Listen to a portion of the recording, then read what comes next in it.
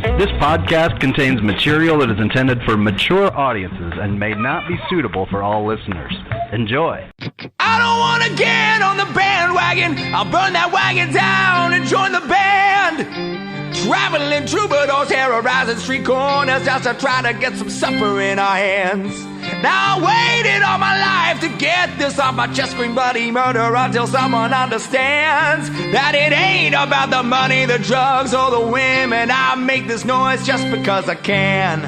And we'll all join in to that original sin. So let's get rowdy and reckless. Let's get rowdy and reckless. Let's get rowdy and reckless. Just for the hell of it. Just for the hell of it. Hello and welcome to yet again another edition of Old Man Strength, a podcast of the Tailgate Society, and brought to you by Revelton Distillery.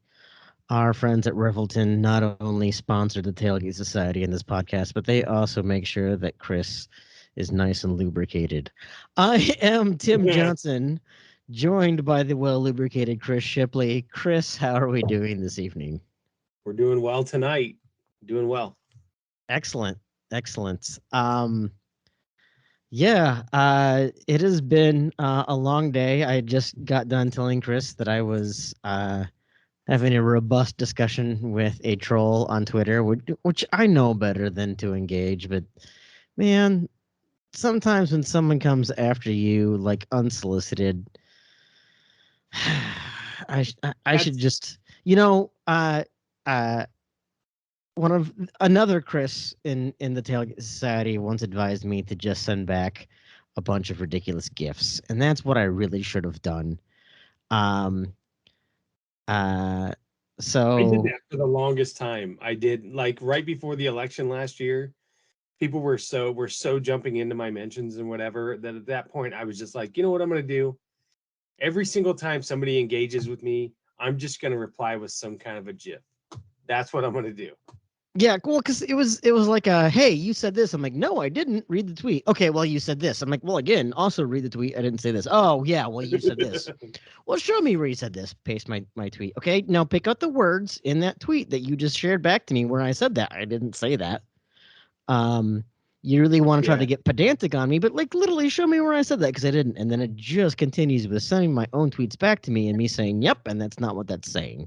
If you know how to read, that's not what that's saying. And just a bunch of that. And I know I should let that go. It's hard. I've been in a mood today. So it was kind of like, you know what, man, I've kind of had enough of people coming up with excuses. I don't know. And you know what, man, the guy's followed me forever, and this is the first time he's ever trolled me. Maybe the dude means well, but he just really is up on something. One thing I'm trying really hard to remember is that you never know what someone is going through, right? Like you and I have talked about this in the past where like we've gotten fired up about something where it took someone else, shout out Aaron Wall. God damn it! It makes me feel. God, don't do that. Don't give him. I don't want to give him like credit, but seriously, like where it takes someone else to kind of like pull you out of your own, situation to realize like, hey, maybe something else is going on. Maybe that's all this guy is going through. But also, he doesn't know what I'm going through, so I guess screw him. I had the same thing yesterday. I tweeted out. I had two different arguments yesterday and today, and I've not engaged in anything, but yesterday I think I tweeted something out about the vaccine and Big Bird and and that whole fucking deal. Well, I mean, Big Bird is a socialist. Let's right? I know. Like I remember that time that Big Bird was wearing a Che Guevara shirt on Sesame Street. You don't remember that? Yep. Yeah, I do. He was calling to take up arms against the government. Oh, he no, was. That was another big orange. Oh wait, yeah. No, that was Big Turd. That's something different, right? But I had this conversation yesterday, and I interacted with somebody that I interact with quite a bit. Who's a fellow Cyclone fan, and we talk sports all the time. But again, it's one of those deals where we don't necessarily agree on the same thing politically, and he kind of jumped in, and then I ended up going off on him, and then I mean it got to the point where it wasn't good. And then he, private messaged me, and then I exposed him in some of the messages that because at that point I was pissed and I was heated. Yeah. And the fact of the matter is all I said is that I understand people not wanting to get the vaccine. It's perfectly within their. I'm kind of the person that kind of looks at all sides of an issue and can try to see some issues. Mhm. Some issues I can't. Some issues are so black and white for me that anybody that's on that other side, I just can't understand why they're on that side. But the vaccine to me is a different breed because I can understand somebody wanting to make their own personal choice with their own personal health. I totally get that. And if you want to make your own personal choice with your own personal health, that is fine. I am not going to hold you down and stick a needle in your arm. Right. But and you exist in society. So if you want to participate in society, again, I'm not going to hold you down and stick a needle in your arm, but you now have to understand that your personal choice no longer affects you, it affects someone else. Right? Like I believe a lot of laws shouldn't be to protect you from yourself. Like if you want to be an idiot, that's fine. But if you want to be an idiot that hurts someone else, that's where I draw the line. So the discussion came because, and I think it had something to do with Aaron Rodgers, and I had said I don't necessarily have a problem that he didn't want to get vaccinated. Sure. The vaccination does not stop you from getting COVID. That's Correct. Proof enough for me. I had COVID last week. Yeah, if anybody absolutely. listened to the last episode, I was just starting to get it when I was recording the last episode. Oh, that was COVID? I thought that was herpes. Hey, my wife listens to this. Actually, she admitted this morning, today, she doesn't because she likes to listen to stuff that's uplifting. That's what she said. Wow. Music. She said, I like to listen to uplifting music. And I said, oh, I'm not uplifting. And she goes, you're not music. And I took it as a compliment. I thought she listened just for my sexy, sexy voice. I'm sure that's it. But I said, I understand that the vaccine does not stop you from getting COVID. Nobody has ever said that it does. They've only said that it lessens your opportunity to get COVID. And when you do, it will lessen your symptoms. Mm-hmm. Now, then this whole thing about control, it came into, they're trying to control us with this and whatever else. And I said, listen, I don't have a problem if you don't want to get a vaccine. It's your life. I'm going to do it, and I'm going to protect my life the way I want to, and I'm going to go live my life. You don't want to do that, that's on you. I don't even necessarily think that it should be mandated. But then I turn around and go, okay, but there's a whole shit ton of rules that are made by OSHA and the Department of Labor that are designed specifically to keep workers healthy in their work environment.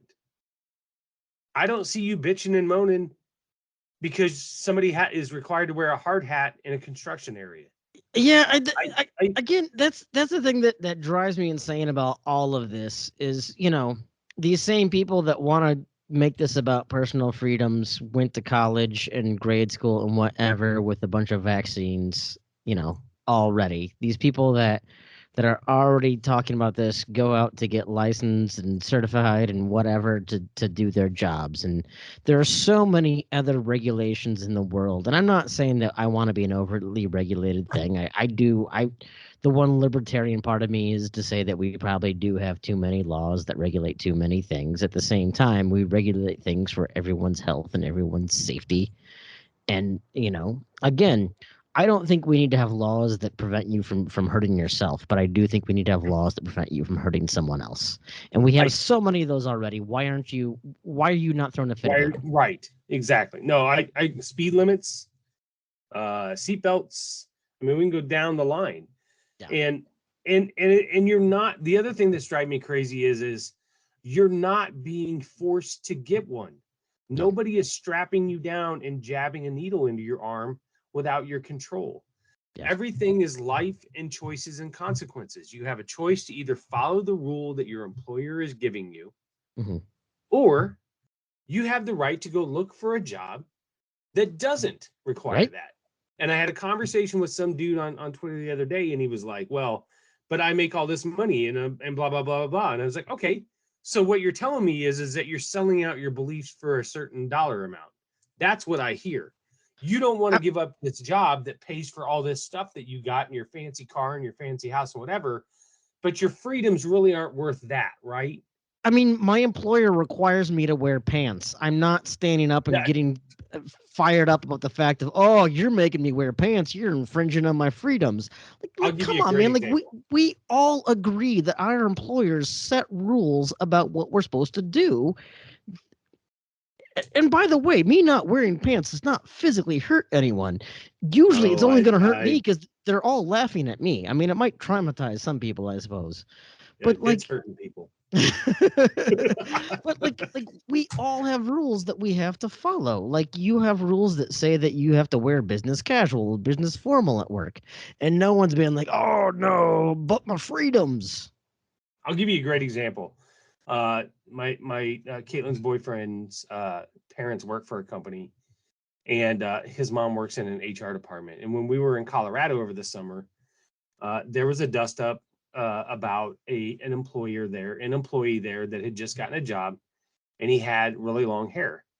And part of the rule for him to work there is that he had to be able to wear a hard hat in certain situations in order to work there. And the hard hat would not secure enough. He was required to cut his hair, and he did not want to cut his hair, so he was let go. Mm-hmm. He was African American. He had dreadlocks. So then he made a huge stink on with the media and so on that he was being fired because of his race. That's not the case. You have certain requirements and certain safety requirements that go along with a job. And if your physical body can't do that, then now could there be accommodations made that maybe they provide him with a certain type of hard hat that would accommodate that? Maybe. Yeah. I mean, well, But and to be fair, there are plenty of examples where people have been asked to cut off dreadlocks that yes, have been for racial reasons. There have been plenty of reasons where people have been asked to do something for the quote unquote, rules that have not necessarily been applied equally. But there are also right. situations where it's just simply this is what you're being asked to do. I get what you're saying. For safety reasons, right? So Mm. that I mean, those are the types of things that, and if it's anything that I've taught my kids is that there's rules everywhere. There's rules and consequences and things that you have to live by. And as my dad used to say all the time, the world isn't fair. Nobody ever said the world was fair. Yeah. It's just not.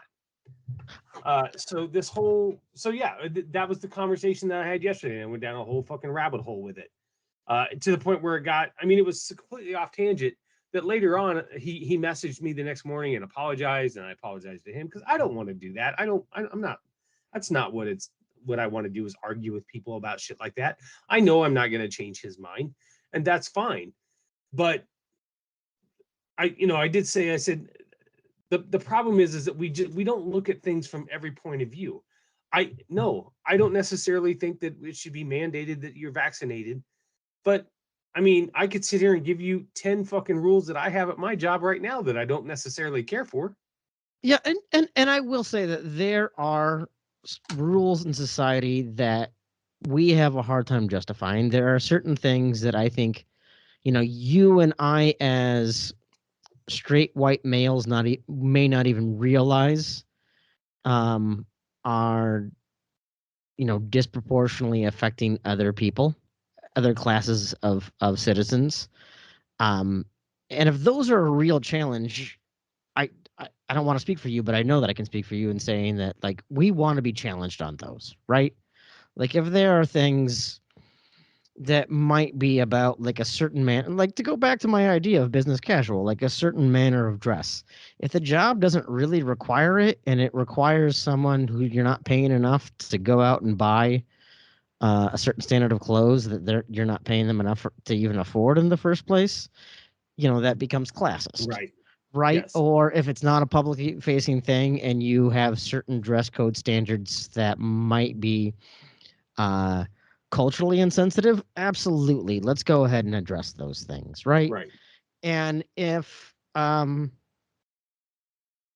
it becomes a touchy scenario for vaccines in particular because of religious exemptions. Right. But that's when you start to have to really tease apart, is this really a religious exemption, or is this like using religious exemptions for an excuse because your religious exemption should be applied to a lot of other things that you already do, the vaccines you already have, or the drugs that you already have that have been tested in the exact same manner. Like it does become sort of a challenge, and so it becomes a dicey, questionable area. I certainly have my opinion, and I'm glad that I'm not, I've been a hiring manager and I've been a leader of people, and I'm glad I don't have to deal with that shit right now. Right. But it does get into questionable area, but there's also somewhere sometimes I just want to be like, come on, dude, you're being disingenuous. Let's just shut up and move on. Yeah, my sister is a nurse, and she said I think she said there's like 3 nurses in her office that have not gotten the vaccine for religious exemptions, and she said they haven't been to fucking church in years. Yeah. Or people who are even honest, doing it sincerely for quote, that are, they go to church every Sunday, but I'm like, yeah, but do you take aspirin, because that's also gone through clinical trials on unborn, like there's so many other things. It's like, if you're really being sincere, you need to apply it a lot more broadly than you are. This is just the hysteria of the pandemic caused a lot of other hysteria, and there's a lot of like umbrella hysteria. Maybe that's the best way to put it. I will give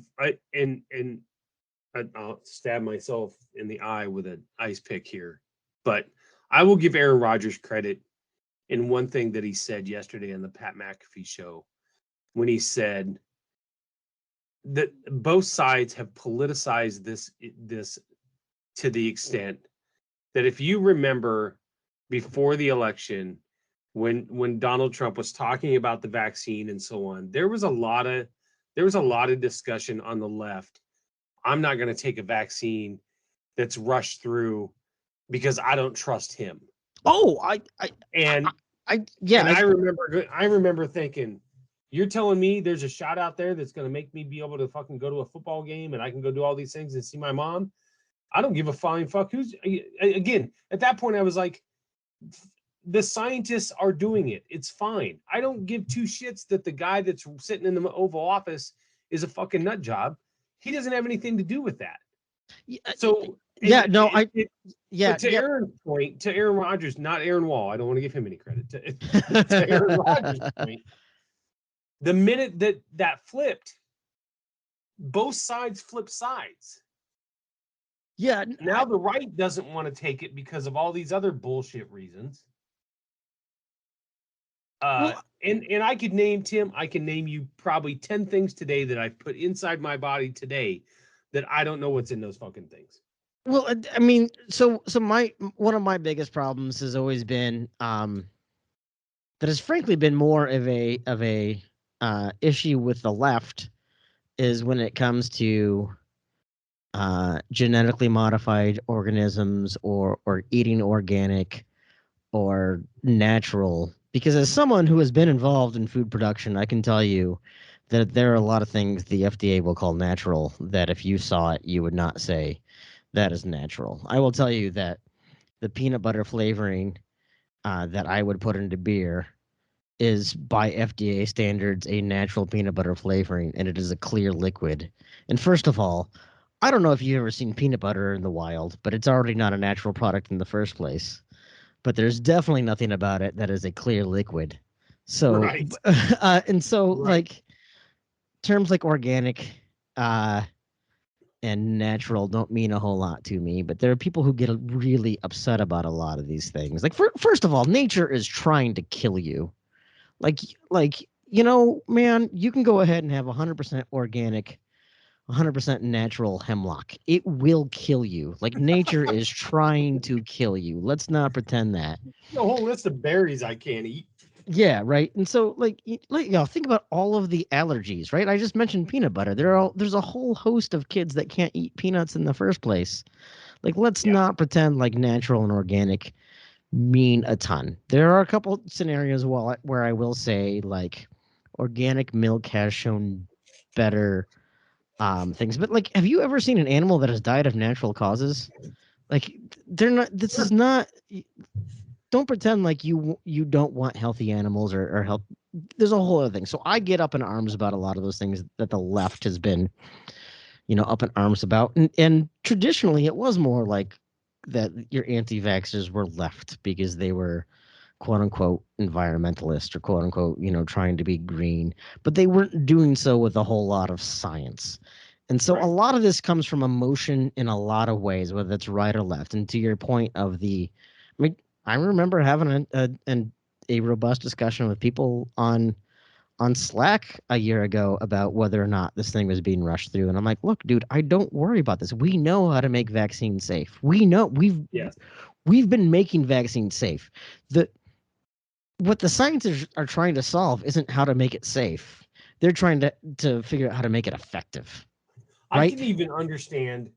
I can even understand the argument that we're not that far in to know what might happen with long-term effects of taking a vaccine. Cool. We I don't know can what the I long-term can effects of COVID are, and we know what right, the short-term effects of that are, right. and it's a nightmare. Yes, and that's my point. So again, do I understand parents being concerned about giving a vaccine to their kid when they don't know 100% sure? I'll give you a perfect example. I remember when the vaccine came out, and Caitlin and I had a discussion about it. And Caitlin was initially nervous about taking it because she was concerned, well, what if it does something to my reproductive ability of having a baby or something like that? Like, I don't know that. That's a legitimate concern for a 21-year-old girl, Absolutely. right? But I also, and to the point that somebody said to me the other day, if you don't think that the government hasn't lied to you in the past about things, you're crazy. Of Well, course they have. and Of course they I have. particularly understand why communities of color have balked at this. Yes, are I mean, are uh, not optimistic. right? Tuskegee experiments, Right. MK Ultra, like there are clear examples in the past That was a where, good. That's the exact example that my nephew gave. Was yeah, the Tuskegee Airmen, and that whole thing, and what they did to those people. yeah. But on the flip side, maybe if we learn more about racial history, we would know those things, right? But that's a whole I other. don't know, Chris. That seems pretty critical. I don't know. I know, right? I mean, you guys can't have it both ways. You can't yeah, bring that up and then not want to teach it. I'm just yeah, saying. I know. Yeah, Uh, exactly. But, so but but yeah, so I think it is a very valid concern for Caitlin to worry as someone who may want to have kids in the future that she doesn't know what that's going to do. But it's already kind of been demonstrated that COVID has negative effects, particularly on men. It's been demonstrated to have erectile dysfunction in men. Um, mother. oh, don't worry, you're not using it anyway. I don't, I don't, I don't Shot know. across the brow. Wow. I was gonna say that would have been the symptom that you had COVID, but that would have taken a long time to diagnose. It works. It works. Caitlin, this is about the time that you would probably want to mute or fast forward and not hear this next part.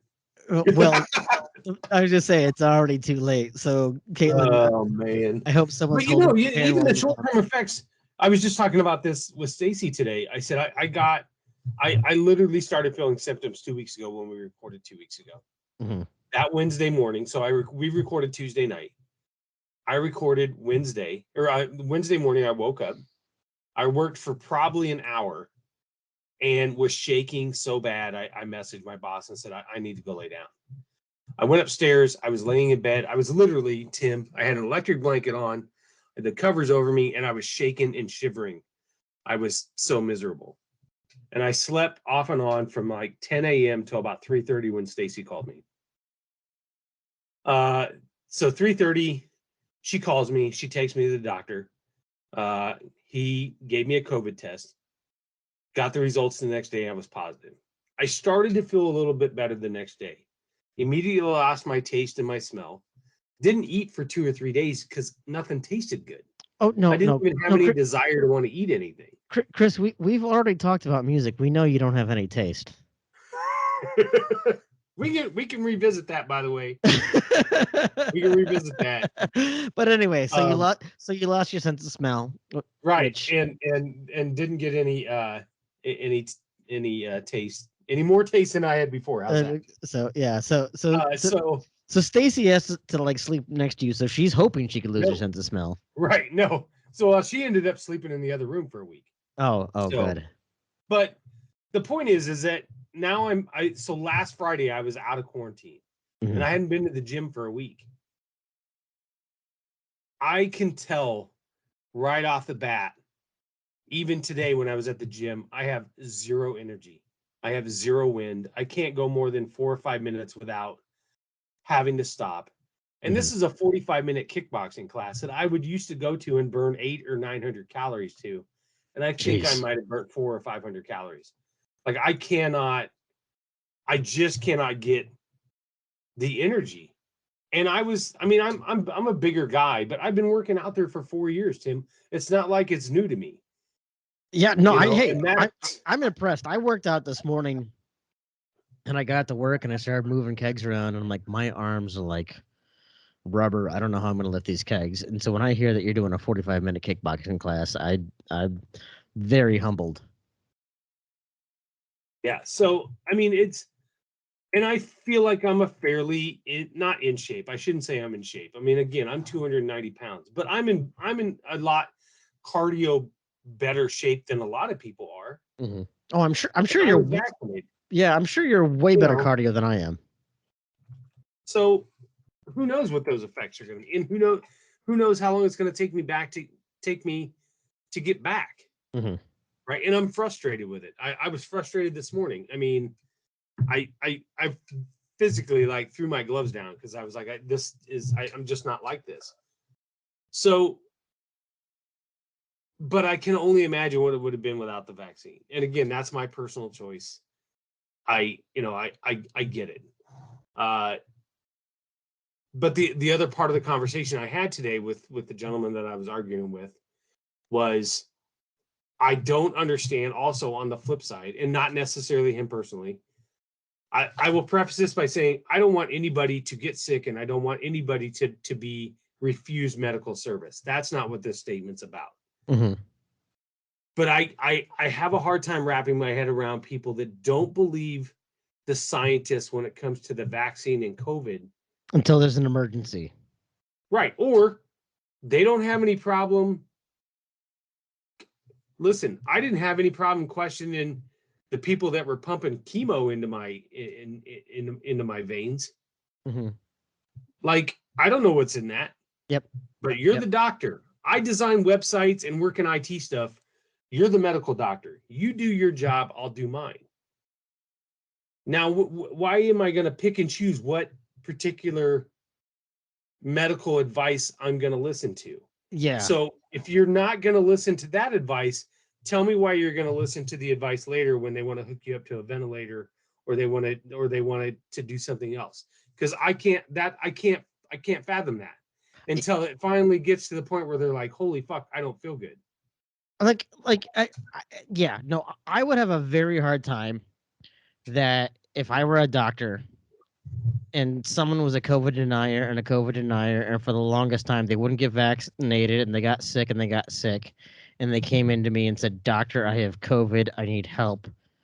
I would have a very hard time saying, "Here's Google, why don't you do your own research?"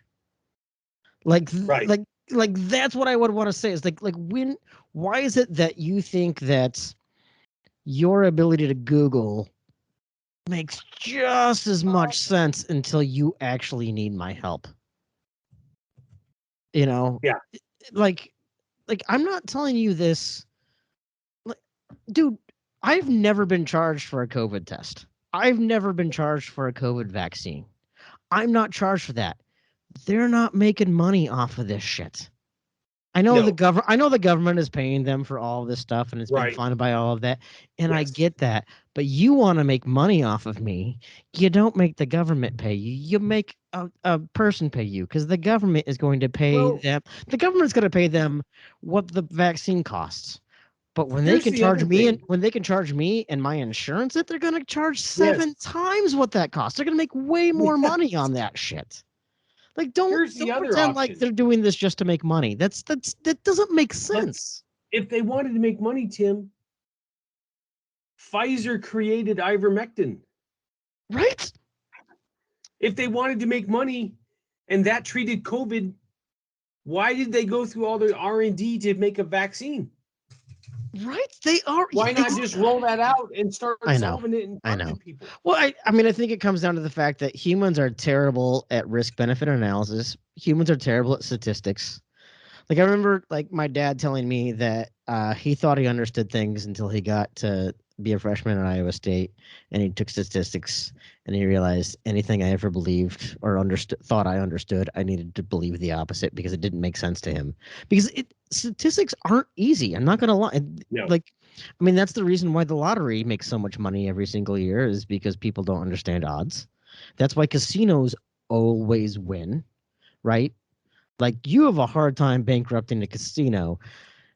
Okay, I might have just thrown shade at someone, but you have a hard time bankrupting a casino because casinos should always win because the odds are always in the casino's favor because people are terrible at understanding odds. And so whenever people talk about the dangers of the vaccine and the unknown of the vaccine and the unknown of the vaccine, I'm like, all right, dude, but here's a sickness. Two things Melvin always told me. They're not building big, huge buildings in Las Vegas because everybody's winning. Yep. And Principal didn't build that big ass fucking building downtown from people getting sick. Exactly. Yeah, I know, man. Dude, we came out firing tonight. I know. You want to talk about something that really pissed me off? We move on to that. I didn't realize this was going to be a what grinds our gears I know, right? type of podcast. Well, I do believe I said before we started, let's just go ahead and wing it. I know this is great. Hey, Bill, I want to give a shout out to Bill because he went back. No. Let's not give a shout out. No, he went back and listened to our first podcast when it really was just the two of us being grumpy and complaining about things. And so I just want Bill to know that this is a throwback episode and it's dedicated to him. Old man yells at cloud. That's what we were originally going to call this debacle. And then Ted was like, no, let's not do that. Yeah, well, that's what it's turned into again. So I know. Anyway, you were saying. Here's what really pissed me off this week. So I bought a brand new TV, right?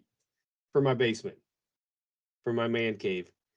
Target Black Friday sale, $650, 65-inch TV, bought it for $300. Sweet. So I got a 50-inch TV hung on the wall down here. This basement was refinished, I think, 5 years ago. I bought that TV before that. The people that refinished the basement hung the TV for me with the mounting bracket. Okay. Mm-hmm. It's got this mounting bracket that kind of swivels out so you can pull it out and then kind of swivel it around. Tim, I've never literally ever pulled it far out, but I wanted to look at it to see what the bracket was, to see if I could use it for the new TV. And I wanted to get an idea of spacing and whatever else. So I swivel that TV out. The whole fucking mount falls out of the wall. Oh. The TV fell. I caught it. It didn't break. And I look, they used anchor fucking screws for this mount. They didn't even screw it into a set of studs. They literally just put anchors into the drywall. Holy shit! This 50-inch that's TV's criminal. been sitting there for 5 years, anchored into the wall with just some screw anchors. That's criminal. And I was like, "Holy fuck!" That's crazy. So now I'm currently looking at this blank wall. I had to order a new, of course, the thing that I have, the mount that I have doesn't fit the new TV. So I ordered a new mount. And then I was like, and I was talking to Stacy, and I was like, I think I'm going to mount both TVs down here. And she's like, you don't need two TVs down there. Okay. And then I thought about it. She never comes down here. She's never in this basement. So I'm sitting here after that TV fell, and I started measuring, and I was like, I can fit both these fucking TVs up here. So I ordered two mounts. And last night I go, just so you know, I ordered two mounts for those TVs. I'm hanging both those TVs because you never go down there. And she's like, okay, whatever. So I'm hanging two TVs. But now I'm sitting here with a blank wall in my office. There's no fucking TV up there. And I'm staring at the little holes in the wall that they put fucking anchors in. Who does that? So I do have to ask this, and I don't want to fall back on a cliche, but what would Melvin have said if someone had done that to him and he found that they had misinstalled the TV? I portrayed him fairly well because I dropped some fucking F-bombs. What kind of a fucking moron hangs that up? We've established him that I don't know fucking shit about cars, construction. I know enough to fucking screw some bolts into a fucking stud. Mm-hmm. Right? I mean, that's crazy. I will tell you, my dad used to, before he ran the store, for years, my dad did drywall and construction.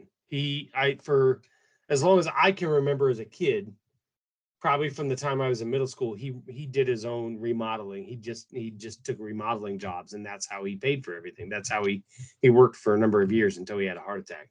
Mm-hmm. And two great stories. We'll go off on a tangent. We'll tell a couple great Melvin stories. Good. The first Good. one was, all right. So the first one was, he was doing a remodeling job, and he installed this ceiling fan after he had sprayed and textured the ceiling. And this lady, and I used to work with him during the summer and help him. I was his gopher. That's what I was, where I would go for this and go for that. That's all I did all day long, was just run to the truck to get shit. Mm-hmm.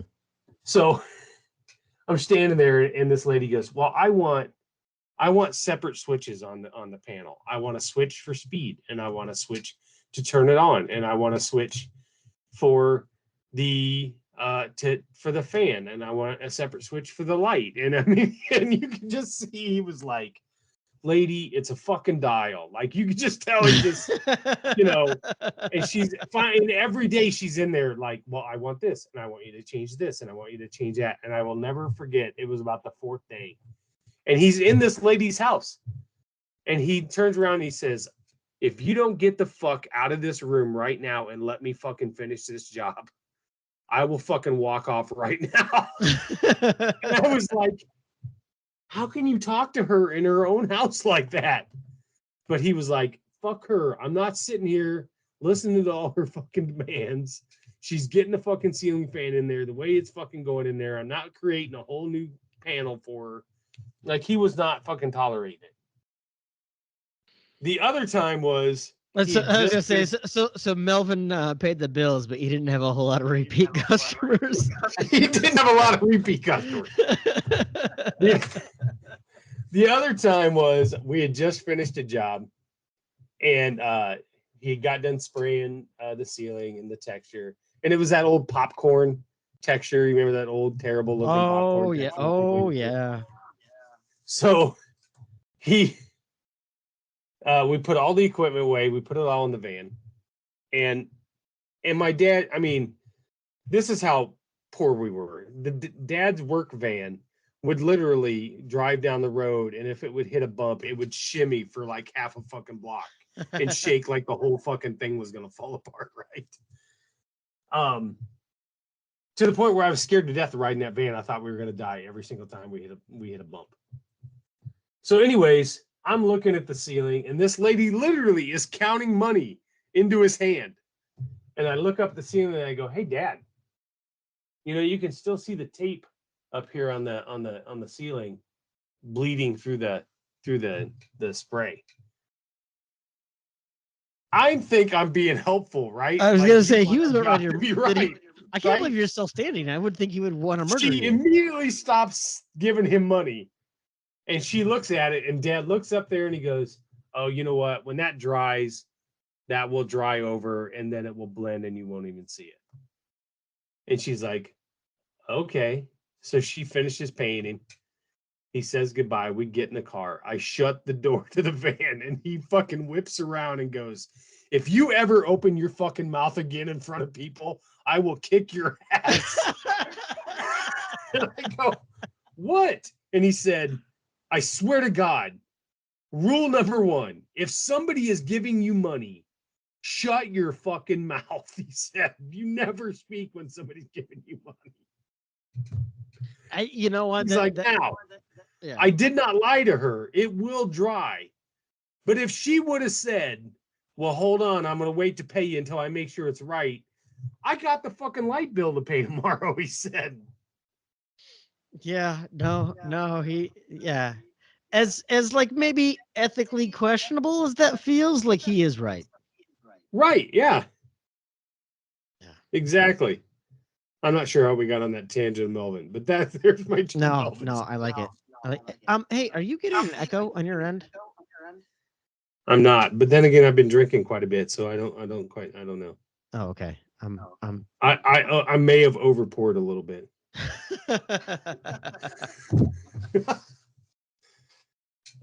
No, we got on the Melvin tangent because I asked.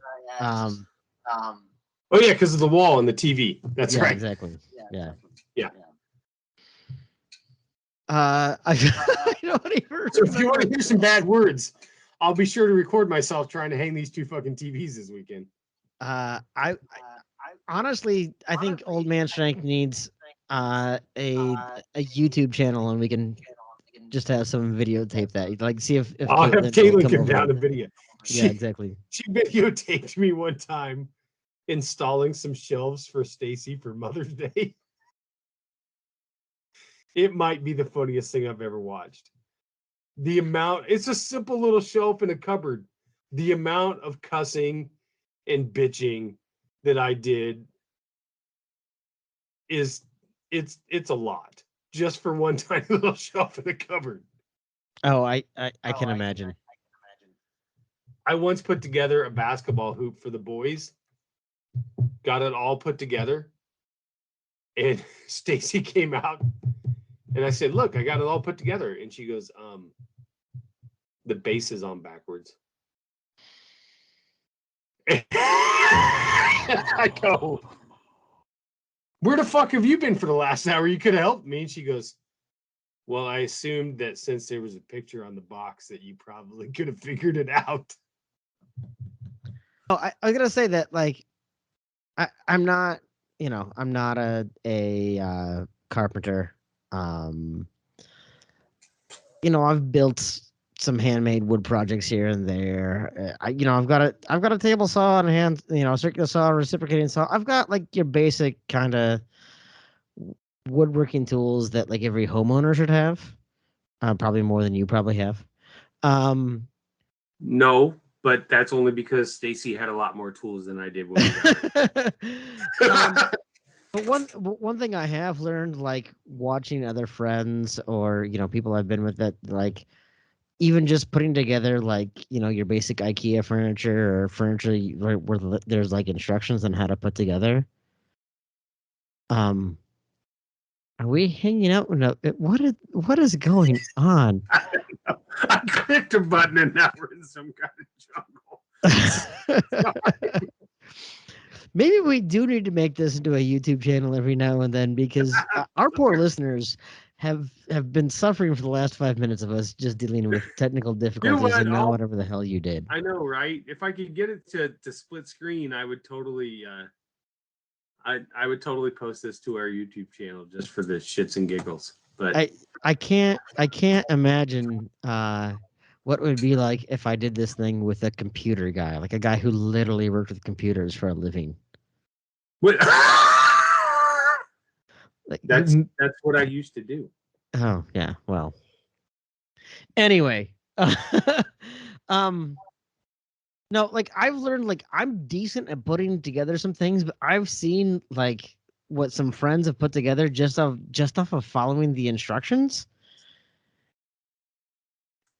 and I want to just say, like, man, I'm not super smart, but I'm spatially oriented. But how did you look at the picture on the box and look at what you put together and be like, "Yep, I'm done."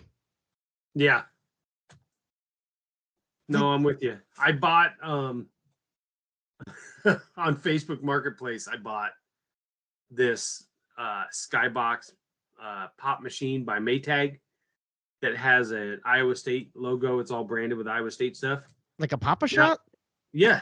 Okay. Yeah. No, it's a pop machine. Oh, gotcha. Yeah, but it's a smaller one that sits on a stand, and it's for the basement. Yeah, Which Stacy rolled her eyes. of course. But they wanted $20 for it. Okay, first of all, I know for $20 there's something wrong with it, right? They ain't selling it for $20 and it's working fine. But the guy literally said it just needs Freon. Okay, so I bought it. It all powers on. I start Googling, can't find a fucking thing on how to fill it with Freon. So now I'm like, I don't even know how to fill it with Freon. Some of the things that I've read says that you can't actually just hook up a Freon thing. You got to buy this fucking adapter. Now I'm thoroughly confused, right?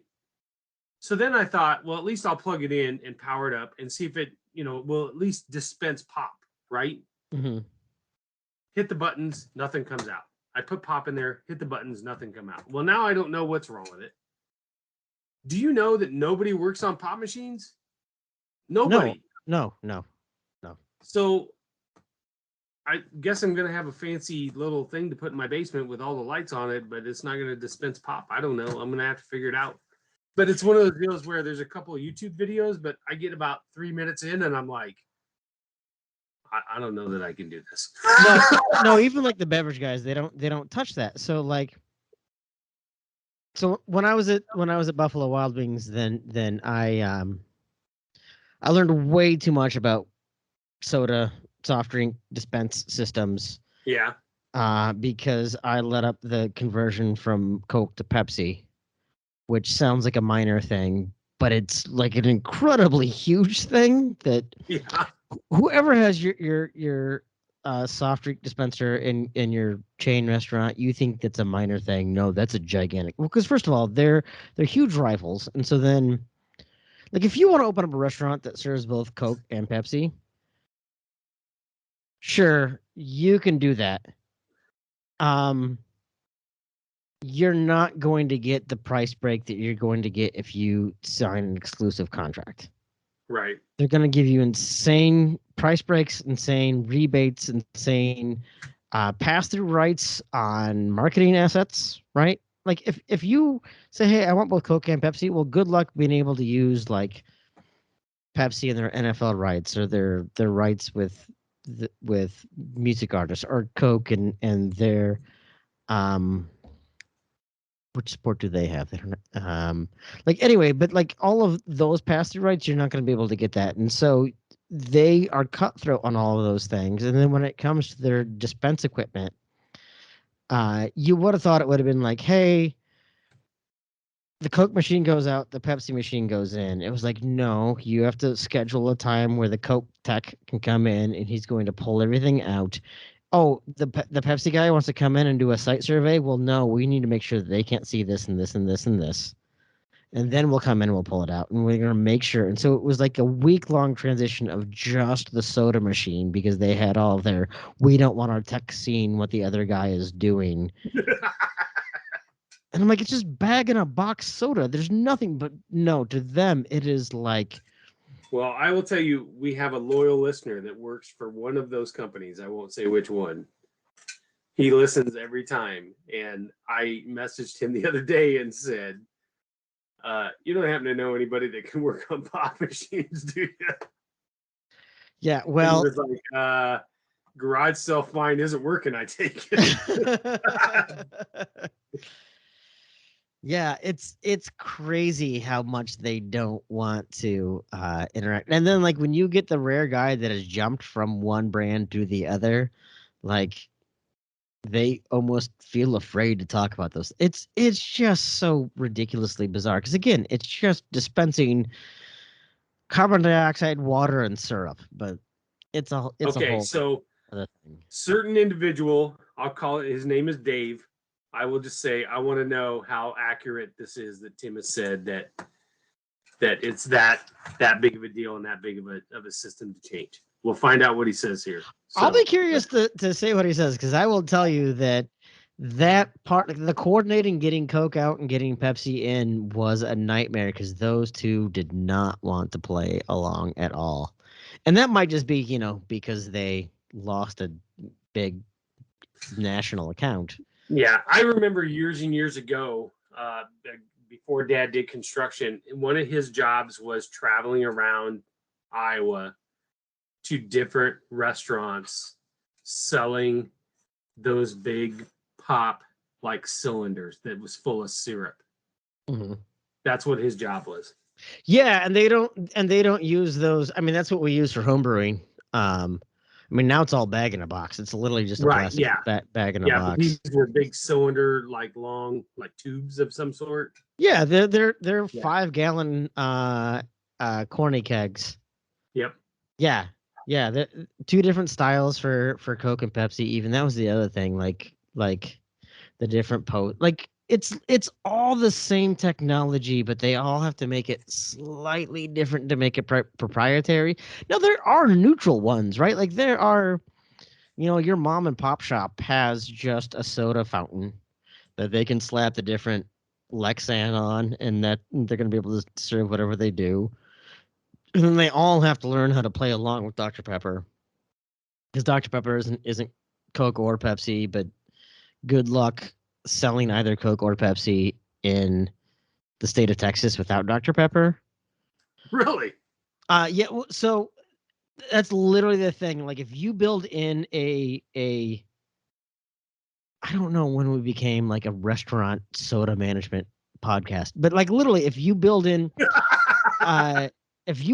like I'm going to be exclusively Coke or exclusively Pepsi so I can get my rebates, I can get my marketing pass-through rights, then all of your franchisees in the state of Texas will say there's no way I can operate without Dr. Pepper. And both of those brands have said, you know what? They are right. They need to have Dr. Pepper. The state of Texas is well, dude, it's like the Big 12. The state of Texas carries way too big of clout than they should. But they do, and so that's why you see Dr. Pepper in these other places. First of all, they know that Dr. Pepper they don't have the brand portfolio to take over. So neither of them are threatened by Dr. Pepper. But they both know that they're going to have to work with Dr. Pepper. Right? So Coke has Pibb Extra. Used to be Mr. Pibb, now it's just Pibb Extra. Pepsi doesn't really have anything that competes, but they both know that neither of them can really compete with Dr. Pepper, and so they both just kind of like conceded, particularly in those states. Like we're going to have to allow that to go on. And so it really is interchangeable, but they both really like to pretend like it's not. Interesting. Yeah, I again, it's CO2, it's water, and it's syrup. And so you can change your fitting from being like a post to like a different quick connect or whatever. But man, I know soda is really ridiculous, and you can't do that in the alcohol world. So it makes it 10 times worse. Well, in the spirit of that, if anybody knows how to work on a Skybox Maytag pop machine, hit me up because I need it fixed. Man, this is not where, like, when you and I were talking about what we're going to talk about tonight, this is not where I thought all of this was going to go. No. This podcast has gone off the rails in 7 different ways, but we came out firing. So it might be because A, I overpoured on the whiskey, and B, you ever drink so much that your face starts to go numb? Feeling a little numb around the cheeks a little bit. No, that's good. What's the drunkest you ever been? Oh, boy, that might lead to a whole other podcast. I want to know now. I'll tell you, Um, man, if you tell me yours. What's the drunkest you've ever been? oof. I mean, I have been blackout. I'm not gonna lie. Um, trying to think one of the most embarrassing things that I've probably done while under the influence. Hmm. There's a lot of bad stories that I'm not proud of, but not necessarily one that I can pin. I mean, you seem like you. Well, no, I'll tell you, and I'll one up you. But you seem to have something in your mind. So what would you say was it? Was this when you went? I When would say you the went? one for me would be, and I don't know that I've ever told this story before. Do you know what a cement mixer is? Yes. Okay. For the listening audience, the cement mixer is basically a shot of Bailey's Irish cream and some lime juice. And it then turns into almost like a solid, like mush of almost like ice cream type of, like not cold, but that consistency. It's not right? curdle, but it kind of curdles into like a solid, like Like creamy a yogurt type. cottage cheesy type of thing in your Yes. mouth. Yeah. Right. So we, buddy of mine, his name was Jeff Skalicki. He was from, he worked with me at a video store. He was going to Grandview University. This was probably 1989, 90. So I was under 20. Mhm. And there was a bar here on the south side called Doc and Eddie's. And if you went before 4 o'clock, they never ID'd you. So we would go at like 4 o'clock Mhm. on Friday nights and play pool and play darts or whatever. And I can't remember who told me about this drink, but I was like, I ordered this a couple shots of this cement mixer. And he was like, I am absolutely not drinking that. So I drank both of them. And then we proceeded to drink Bud Lights all night and play pool and play darts. So it was probably, I don't know, midnight before we staggered home. Can't tell you how we got home. He lived on the west side. I lived on the south side, which was maybe 5 minutes from Doc and Eddie's. And I'm laying in bed the next morning, and I'm telling you, dude, I'm fucking hurting. I'm queasy. And I'm in the bathroom, and I just start throwing up. And it's nothing but beer. I mean, I've not absorbed all the beer that I drank. Mm-hmm. And it's probably 6 a.m, and I'm throwing up for an hour, nonstop, without leaving the bathroom. That sounds terrible. And then all the beer was done, and then not exaggerating, probably 45 minutes of dry heaving into the toilet. That sounds to the terrible. point where as my sister used to say, it's almost like you're selling Buicks. You know, it sounds like you're saying Buick. And pretty soon my mom knocks on the door. I'm living at my parents' house, by the way. And my mom knocks on the door, and I'm like, I'm really sick. I don't feel good. And she's like, oh, I'm sorry. She feels really bad for me. Until she goes down and says to Melvin, I think Chris is really sick. And Dad goes, he's not sick. He was out fucking drinking all night. He's got the brown bottle flu. Instantly, my mother's sympathy was out the fucking window at that point. So she's pounding on the door, calling me a selfish bastard. She felt bad for me, and it turns out I can't handle my drinking. I mean, the whole thing, while I'm dry heaving. Finally, I throw up that glob of cement mixer into the toilet. It had been sitting in the pit of my stomach the entire time. It probably had to feel so good, though, to get that out. It did. And then I go lay down and I wake up to go to work and I go in the restroom and I had thrown up so bad that I broke all the blood vessels around my eyeballs. And I had 2 black eyes. And I had to go to work in a video store with public. And it's nighttime and I'm literally working in the video store with sunglasses on. And the guy I went to party with the night before is working with me. And he's like, did your dad punch your lights out when you got home last night? And I was like, no, I dry heaved so bad I broke the blood vessels around my eyeballs. No, I had that happen. So not from drinking. I think I told you I never went to a doctor to confirm this, but I'm pretty sure I got salmonella a couple weeks ago. And it laid me up for a couple of weeks. I had a fever of 103, 104 for a couple of days, and the blood vessels in my eyeballs completely burst. But there's something, particularly something like that, where you've got like food poisoning, and like when you get that out of your system, you feel like instantly you feel so much better to finally get the thing that is making you feel terrible. Once you like get that out of your system, like it's a night and day difference once you get that out. But yeah, that would be pretty bad. That's not embarrassing. Like the story I was going to tell that was embarrassing is I was on a Court Avenue with some friends. And you know, the night sort of got away from me, and I went back to my friend lived West Des Moines, Urbandale. I don't really remember where the border is. It's kind of off of that Hickman 86th area or whatever. Anyway, lived out that way.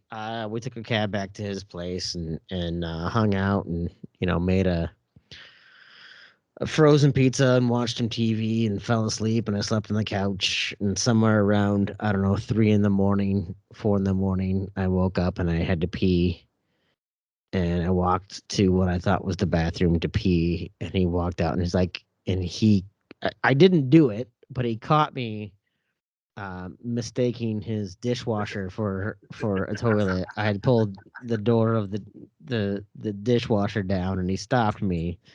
But had he not stopped me, that would have been like the, you know, a combination of, you know, being half asleep and the fact that most of that sleep was just under the influence of alcohol. I very nearly peed in his dishwasher, which I'm glad he caught me, not to save the embarrassment, because I'm afraid that he would have done his dishes after that. I had a roommate that did that my freshman year. I think we were in our dorm for 2 weeks. He came home from a party. He had drank so much that he mistook our couch for the toilet. And peed all over our couch. And right on the couch was my book bag with all my brand new books I had just bought at the bookstore. Oh no. $400 and some worth of books that I made him rebuy because I was not walking around with urine stained textbooks my freshman year. Not that I ever cracked a book and used them. Yeah, exactly. I was gonna say you made him repay for books you never used in the first place. Right.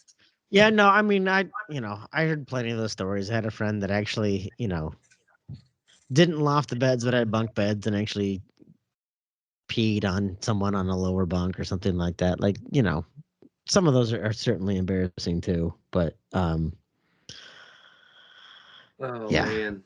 Well, we're not to that level tonight, thankfully. No.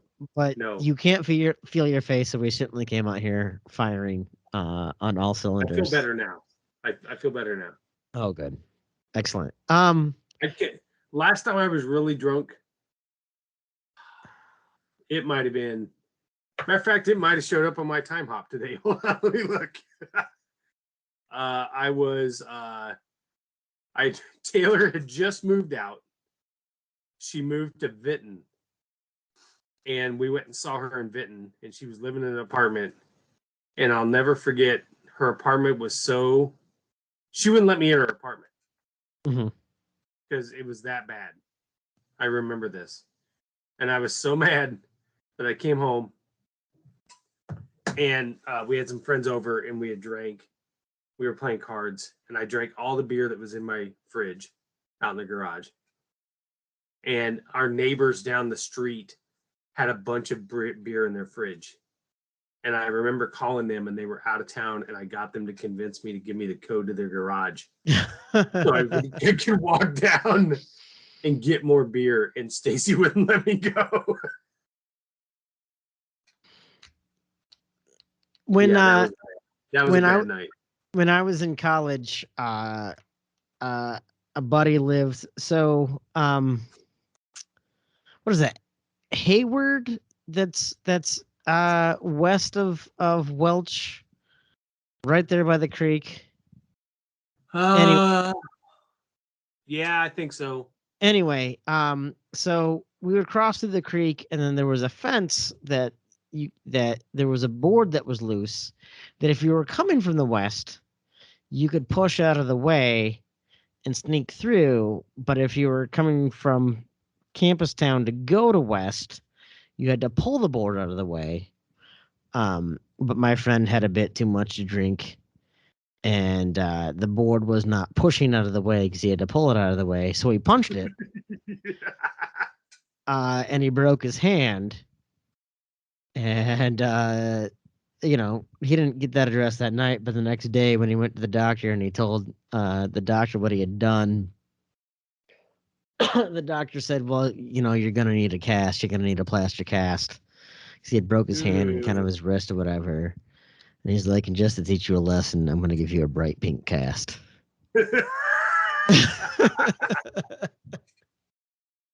I'm sure a lot of the listeners our age from Iowa State remember barn parties. Did you ever go to a barn party? Oh, I absolutely remember a barn party. Now imagine now in 2020 the concept of random school buses just showing up at a designated point and just hauling off college students 10 miles outside of Ames to this random farm where this guy had a keg truck in his barn and kids did nothing but drink kegs and drink all night and dance in a barn and then get on the bus to go home and drop them off at the same random spot, and they were on their own to get back to their dorms. I up until about 5 years ago, I still had a set of speakers that were the house speakers for a barn party outside of Huxley for the longest time. Really? Oh yeah. I couldn't even tell you where that barn was or what part of Ames it was, but we always got picked up outside of Maple Willow Larch. That's where we always got picked up at. Yeah, I remember one just north of Huxley that people used to think, oh man, we're in the middle of nowhere. And I'm like, don't worry. And that's what I said, don't worry, until my friend got picked up trying to, like, halfway to Boone, trying to hitchhike home and going the wrong way. Oh my gosh. The best was when your floor would host the barn parties, and then you got to work the keg truck. I can't tell you how many free boob shots I got for that, because I wouldn't give beer unless they lifted their top. Oh boy! If I didn't think we were going to get canceled earlier in this podcast, the statute of limitations are way over on that deal, though. Yeah.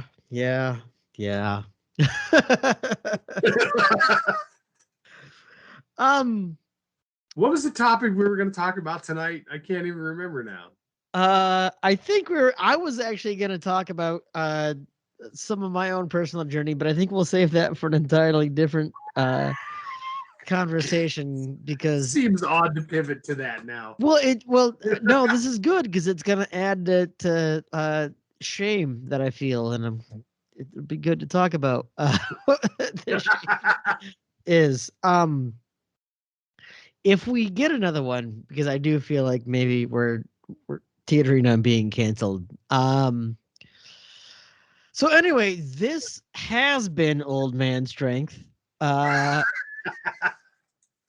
appreciate. We'll just rebrand. We can rebrand. that was like literally my computer is just like, no, you guys just need to be done, and it just died. So, listeners, right before Chris and I had tried to record earlier tonight, I had tested everything out, and I stepped away from my computer, and I came back, and it wasn't recognizing my camera, and it wasn't recognizing my microphone, and then I tried to restart it, and then I got the blue screen of death, and so then we were able to successfully record for an hour and a half of whatever nonsense, if you're still listening, that you listen to. And then literally as I'm trying to wrap us up, my computer's like, no, you guys should have stopped a while ago. I've been listening this entire time, and you're terrible. 5 minutes ago, before Chris admitted to sexually harassing women for beer. Oh, man. Boy. Our own podcast tried to cancel us. Yeah. This has been an off the rails one, but this has been something I have needed. I'll give a little kind of teaser to the next time that we do talk. I've been struggling lately with kind of depression and my mental health, and so I've just needed some time to just crush some drinks and bullshit with a friend, and so this was exactly what I needed. Sans the computer dying. I wish I knew a guy who ran a computer store that I could bring this in to get serviced, but that guy's been out of the game for a while. You don't want that guy. You do not want that guy. I don't know. Bill gave a ringing endorsement. He said that got him through grad school. It did. At one time we did have a nice little thing going there. So, I mean, although he didn't remember the location. Well, Bill was on the football team, so I don't know how much he used that thing in undergrad, to be fair. He was a kicker. Let's not get him. He was a place kicker. Okay. Hey, I think he still has records that last to this day. I'm not saying that he wasn't record-setting at Drake. Just saying that he was a place kicker. Which is more than what I could do because I quit after 2 weeks of football practice. So I'm just saying. Yeah. Anyway, I don't know what's going on with my computer. I'm a little worried because I have to record a bit of units this weekend. I thought Aaron did all the work for that. Well, he does, but he doesn't run my computer. Oh, I thought maybe you could just phone. You could go in on a phone. I'm actually gonna just have. That's what JT does, right? Isn't that what JT does? Yeah, exactly. Well, I'm gonna just have like a cassette tape and just record on a cassette tape, and then I'll just Western Union cassette tape to Aaron, and he can rip that off and record my audio in. For the younger viewers, a cassette tape is a little plastic square thing that would go into a slot, and it would have a tape thing in it. And then if it got spooled wrong, you could put a pencil in it and tighten it back up. And if you wanted to record your favorite song off of the radio, what you had to do is wait for it to come on and hope you you pressed record quick enough to get that. And so whenever you had your ghetto blaster, as we called them, or boom boxes back in the day, or if you were lucky enough to have the Walkman, and you would listen to your favorite song, it would always have about 5 seconds or intro or outro with the local radio station DJ. That's right. When you can make your mixtape and try to impress your girlfriend. Oh yeah, I tried an awful lot of impressing. Did not succeed with the impressing, but I tried an awful lot. I did. I tried a lot too. Yeah. But I didn't have a lot of opportunity. That's a whole nother podcast. Yeah, that's a whole other thing that we could get into. Just because you had a color me bad beard didn't mean that you were using color me bad. Listen, you two can rip on the beard all you want. That was stylish back then in 1994. It was cool. I looked good, and I look good now. Uh-huh. I had someone the other day in where was I? Oh, I was stopped to get gas and picked up like a soda and a candy bar or whatever, and the guy behind the counter was like, "How long did it take you to grow that beard?" I'm like, I don't know, man. I've had the beard for forever. He's like, "Oh, you just trim it up then every now?" Yeah, he's like, "Oh, well, I really like that beard." I'm like, "Okay, well, this is weird. We're gonna end this conversation. I'm gonna go back out to my car now." 2 years ago, I decided I never grew my beard like really long or whatever. And 2 years ago, I decided I'm just gonna let it grow, like and really style it and whatever. And I would go to a place downtown, and they would trim the beard and kind of shape it properly, and I would grow it farther down and farther down and farther down, to the point where I bought this beard straightener. Oh yeah, I've seen those. I thought about those. And actually, it was just a heated brush, right? Yeah. And I would brush it all the way out, and then I'd put the product in, and then I would just straighten that thing.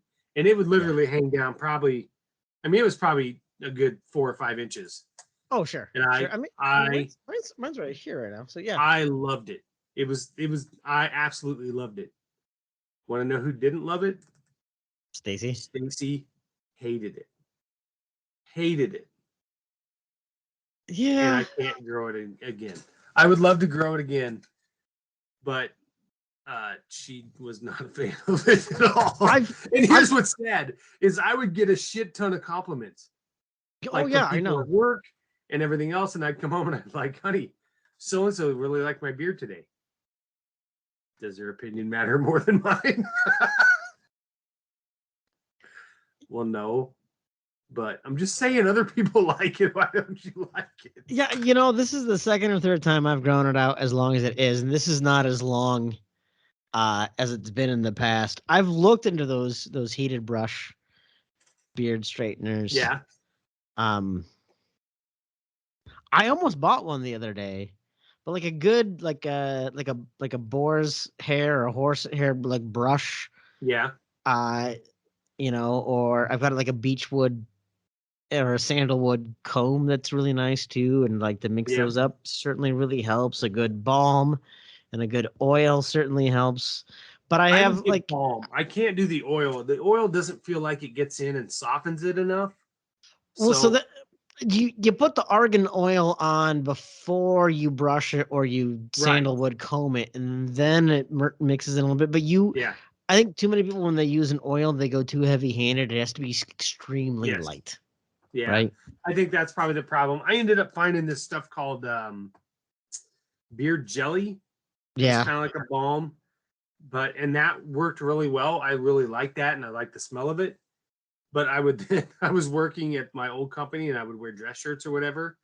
And after like spring, I would look, and that beard jelly had stained the collar on a lot of my shirts.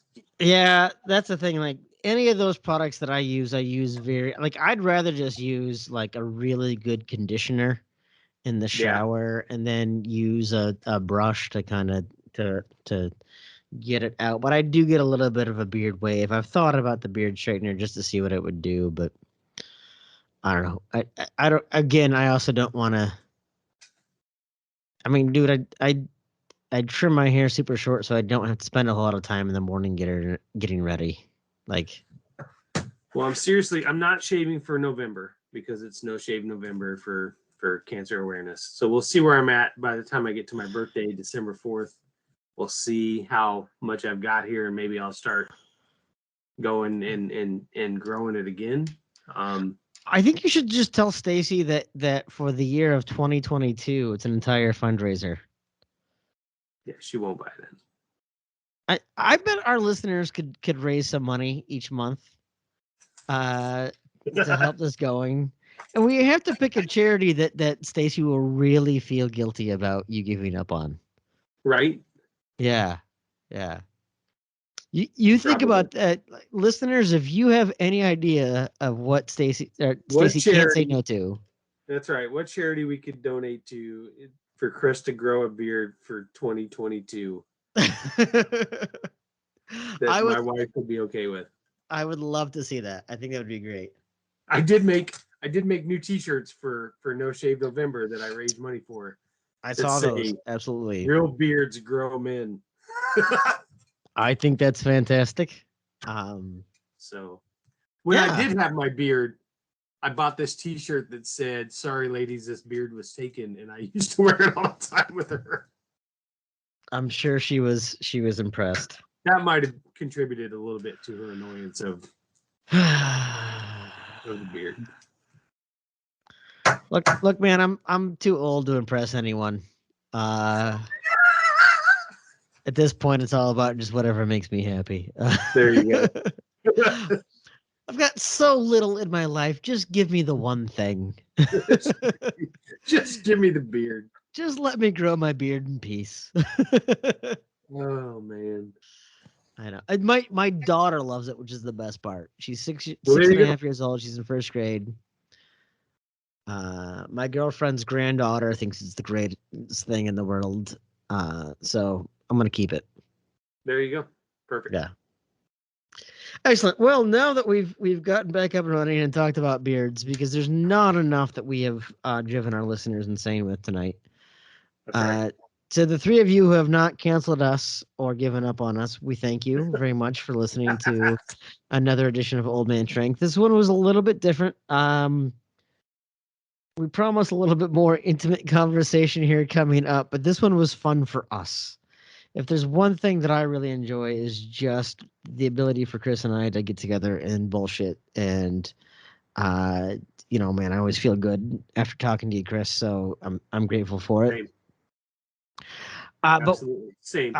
yeah, we thank you for listening to another edition of Old Man Strength. Some more ideas on the horizon, maybe some more guests. If you guys have any thoughts, feedback, anything you want us to tackle, any guests you want us to talk to, please let us know. We are available. You can reach us at strength_old, right? Yep. Mm-hmm. Grad Dad, Tim Johnson MN. You can find us there on Twitter. There's probably other social media we could be on. Chris, We're on Facebook. We're on Facebook, right? Well, see, that's because you're an extra old. I got off of Facebook because I'm only kind of old. You recently learned TikTok. We're on TikTok. Oh, that's right. We are on TikTok. Yeah. I What is posted our a couple videos last week? What is our TikTok? Oh God! Now you're gonna make me look. Hold on. Whoops! Hold on. That's the wrong algorithm. It should be on there. At strength_old. There's literally nothing more old man than for you to literally try to figure out our TikTok and have a video play. I stitched a video earlier of some dude that trashed the little Christmas cakes from Hostess.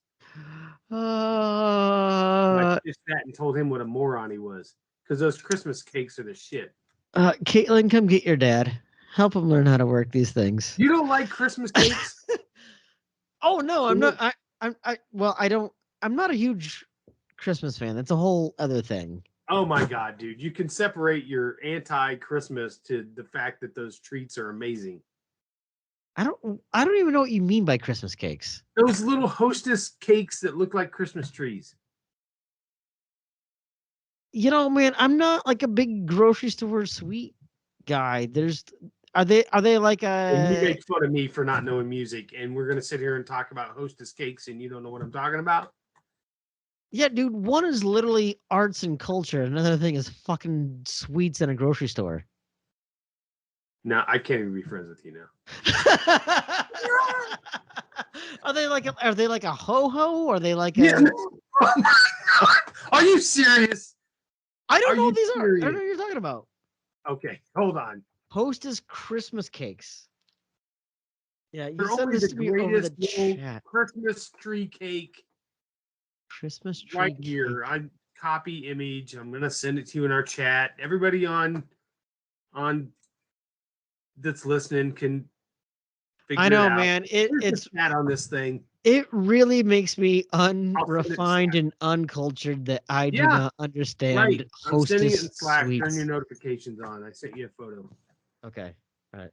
It's those little things. They're little Oh, Debbie. okay. Sorry. Oh, Yeah. little. Those. Okay, I get the concept of these things. It's like I a get yellow the sponge concept cake of with. these things. It's not. Hey, I'm sorry. I didn't grow up in a fancy household where we had Little Debbie. You got the Aldi's knockoff brand. Is that what you got? Yeah, exactly. All I'm saying is this guy said I that had the Econo Foods. they were the worst snack cakes in history, and that's a bullshit lie. I'm gonna have to go out and get some. I'm gonna make Yeah. that's gonna be my mission is to go out and get some of these things and try. They're probably already out already, right? Because it's already Christmas time. Yeah. Yes. Dude, I heard a Christmas song on the radio and I lost it. It's too early. Yeah. No, you can't. It's a little too early for that. I put my Christmas lights up. I will say that I have not turned them on, but I put them up only because it's going to get too cold to do that shit.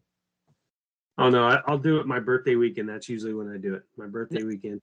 It's supposed to snow here this weekend, and so like last weekend it was 60 degrees, and I'm like, this is a good weekend to do this where I can be up on a ladder with a beer in hand and hang some Christmas lights. Okay, I just had a brilliant idea. This is what we're gonna do. Okay. A special edition of Old Man Strength on YouTube. We have our listeners give us the top 5 or top 10 Hostess Little Debbie treats. We eat them and rank them. Ooh, I like this idea. And we broadcast it on YouTube. It'd be old fat man strength is what this Old is. fat man strength. It's got to be on a Saturday though, because I weigh in on Saturday morning. We're doing this. This is what we're doing. I like this. Friend of the podcast, Kyvan Gadsden. Is that what you do? Is you just purge right, or you go ahead and binge right after your weigh-in? Is that how that goes? Right. All right. I'm throwing it out there. We need a ranking of the top 10 Hostess or Little Debbie cakes or snacks. We will eat them and rank them. Okay, I'm down. I like this. This is a good YouTube challenge. I think this is great. Right. So yes, so please contact us at strength_old at SideGradSideDad at Tim Johnson MN. Find us on Facebook on whatever the hell our Facebook address is. Old Man Strength. You can search for Old Man Strength Podcast. Find us on TikTok because apparently we're, I don't know. We're not viral there, but no, we're viral. That might be an entirely different thing. Please visit us on the Tailgate Society. You can find us in your Spotify feed. The Tailgate Society. Please visit Revelton Distillery. Chris, what were you drinking tonight from Revelton? I did drink. I put a little tweet out there, and people voted for vodka and lemonade. So I had a little honey vodka and lemonade drink. That was pretty good. I over poured a little bit on the vodka, I believe. I'm now much better now. I was gonna say, so we get to blame this on Rob? Is that what that is? We can blame it on Rob. That's right. Excellent. I think that is it. Chris, anything else you want to talk about? Nope. I think we're gonna be good. Let's hope for some kindness and some happiness and maybe we'll eventually been talking again to Marcus Pfizer about coming on doing a little basketball talk and bring Marcus on and go from there, and might have a little lead on an interview with Troy Davis. Oh boy, if we could get TD, I will wear my jersey that says to Tim, good luck at ISU, Troy Davis from when he was there. Signed at the West. Just a little nugget tease. Signed at the West Ames IV. That's fantastic. Excellent. Well, you heard it here, folks. So you get ready for that. Once again, this has been Old Man Strength. I am Tim Johnson, joined as always by Chris Shipley. And if you are still listening at this point, we thank you and our humblest apologies. We will see you guys next time. I don't want to get on the bandwagon. I'll burn that wagon down and join the band. Traveling troubadours, terrorizing street corners just to try to get some supper in our hands. Now I waited all my life to get this off my chest, scream bloody murder until someone understands that it ain't about the money, the drugs, or the women. I make this noise just because I can.